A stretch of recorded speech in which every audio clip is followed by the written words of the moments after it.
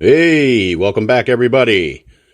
This is Michael Robert Gale. Welcome to the Gradiosity Report. And as you should know by now, I am the host that is no doubt the most grandiose. Today, I would like to introduce a segment that I like to call, Are You That Smart or Do You Think We're That Stupid? The subject of today's segment is Justice Kennedy. You may, but probably not, recognize this name because the ridiculous, chaotic 24-hour barrage of Trump's presidential shitstorm drowns out pretty much everything else that in earlier years would have been by itself the topic of never-ending news cycles. But elections have consequences, so I'll move on from that. I would like to say that I've done some investigating into this matter because I found it strangely odd that Justice Kennedy, who relatively, and especially in regards to the Supreme Court, is very young and with no specific stated reason, has decided to retire, giving Cadet McBonespurs the unprecedented right to now appoint two Supreme Court justices in one, let alone term as president, but in the first 2 years. How did this happen? Well, Justice Kennedy is allowed to retire whenever he wants, and he does not have to give a reason for his retirement. But upon digging a little further into it, it has been discovered that the Kennedy family and the Trump family have a friendship and association that goes back many decades. And I found this interesting. So, some of the things that I have discovered, not saying that I have exposed it, but it is nothing that I had ever been informed of before, that I've only discovered through my research, that they were very close to two families, both New York families, and both at one time involved in real estate, which is where their connection obviously comes from.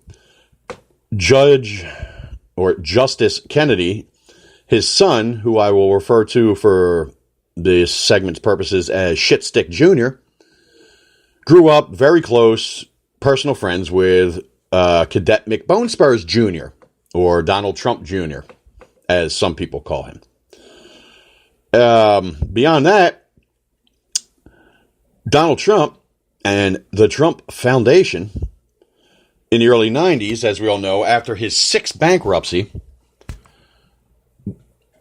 found out, much to his dismay, that there was not one lending institution in the country that would lend him one dime, because he had now filed bankruptcy and forfeited on billions of dollars worth of loans 6 times, as which the banking and loaning industry in New York referred to as the Trump effect.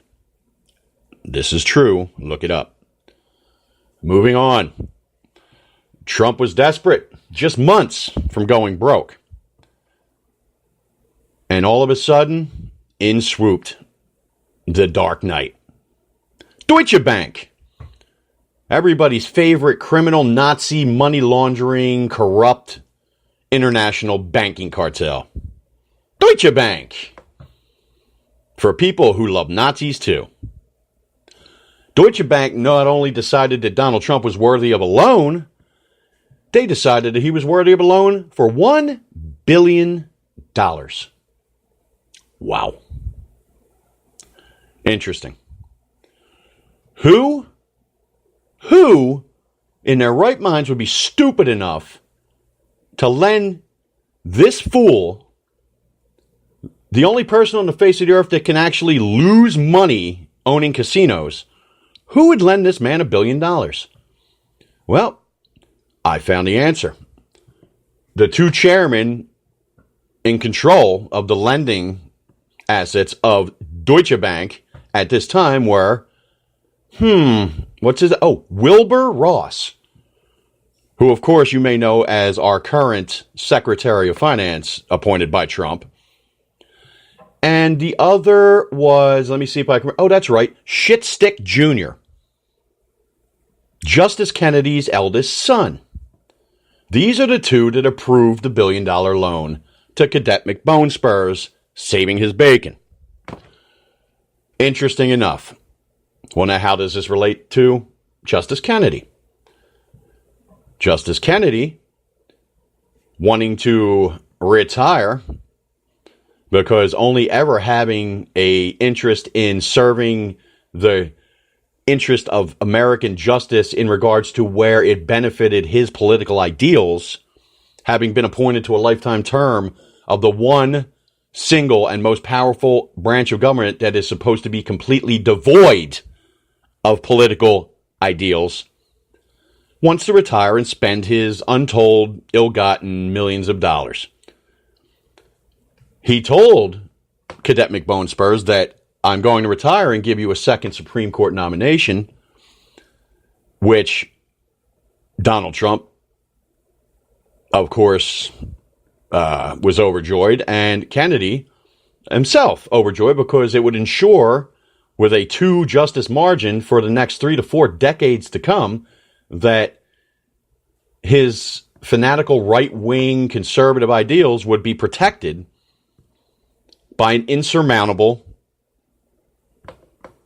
imbalance on the Supreme Court. But the one stipulation that Justice Kennedy laid down to Trump was that his selections must be from a specific list of his clerks that he found to be the most in line with their ideals that would protect existing rulings and overthrow rulings that they did not deem correct to their political philosophies. That, Trump must choose justices off of this list.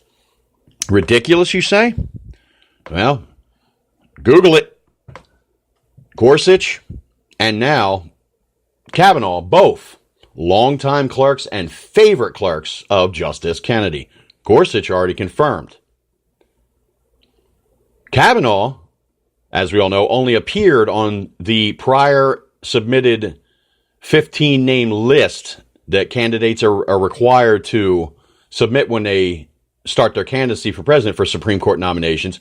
One day, the list just appeared with 16 names on it. Kavanaugh's being added because of the fact, as we all know, he wrote his dissertation about how presidents and sitting presidents should not be indicted, should not be subject to prosecution, and blah, blah, blah, which goes against everything that he did and stated during his time prosecuting and impeaching Bill Clinton. So that is how Kavanaugh's name appeared on the list. And we all know Kavanaugh, drunky McRapester, that we're seeing in the news constantly now. As the time of my recording, there was 4 female accusers. I'm sure by the time I'm done, there'll be 10. Hopefully this is enough to, quell this nomination, but sadly, I doubt it. But anyway, the facts that I've just put forth are verifiable. Right after Trump received this $1 billion loan from Nazi Bank, both Wilbur Ross and Shitstick Jr.